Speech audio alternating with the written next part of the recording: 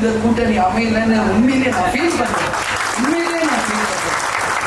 Maybe ஒரு தவறான கூட்டணியில போய் நம்ம இருந்திருக்கோம் இவ்வளவு வருஷம். இப்பதான் அதுக்கான வழி பிறந்திருக்கும். கலைஞர் ஐயா இன்னைக்கு கேப்டனுக்கு மேல அவ்வளவு ஒரு பாசம். விஜய் விஜய் விஜய் தான் அழைப்பார்.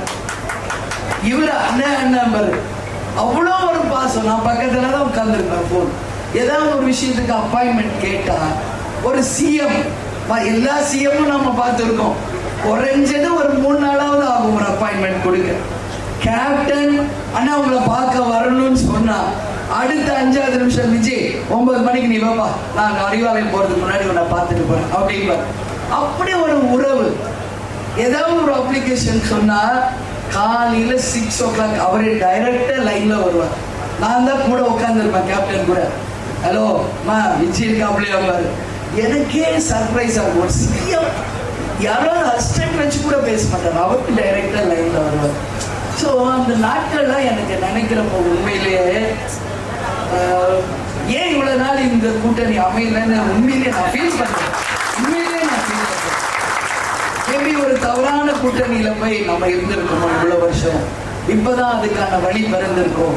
2 தெய்வங்கள் இன்னைக்கு மேல இருந்து ஆசீர்வாதம் பண்றதுனாலதான் இன்னைக்கு இந்த கூட்டணி அமைஞ்சிருக்கா அப்படின்னு கூட நான் யோசிக்கிறேன். ஏன்னா அந்த அளவு ஒரு நட்புண்ட இன்னைக்கு குடும்ப உறவு கூட்டணி உறவா மாறி இருக்கு. இதுதான் உண்மைங்க, வேற ஒண்ணும் இது மேல சொல்றதுக்கு இல்லை. விருதாச்சலம் தொகுதியை ஏன் நான் தேர்ந்தெடுத்தது நீங்களே எல்லாம் சொல்றீங்க. 234 தொகுதியில் நான் எங்க வேணாலும் போட்டி போட்டுட்டேன்.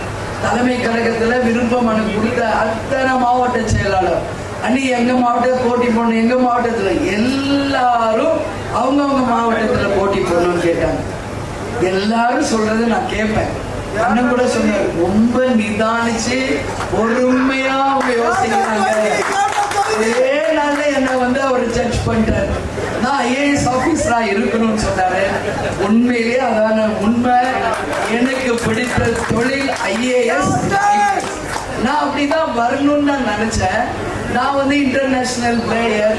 அப்போ என்னுடைய படிப்பும் என்னுடைய விளையாட்டுத்துறையினால ஐபிஎஸ் எனக்கு படிக்கணும், ஜாயின் பண்ணணும்னு சொன்னாங்க. அப்போ ஒரு பொண்ணு எதுக்குமா ஐபிஎஸ்லாம், நீ ஐஏஎஸ் வேணா பண்ணுன்னு அப்பா சொன்னார். உண்மையிலேயே என் பிளட்ல ஐஏஎஸ் இருக்குன்னு, உண்மையிலேயே என் பிளட்ல ஐபிஎஸ் இருக்குதான் உண்மை. அது எப்படி ஒரு நாளே ஒரு ஜட்ஜ் பண்ணாருன்னு நான் யோசிக்கிறேன். ஒரு நாள் நேற்று நைட்டு ஈவினிங் தான் பார்த்துருப்பேன், காலையில தான் ஒரு நாள் தான் உண்மை.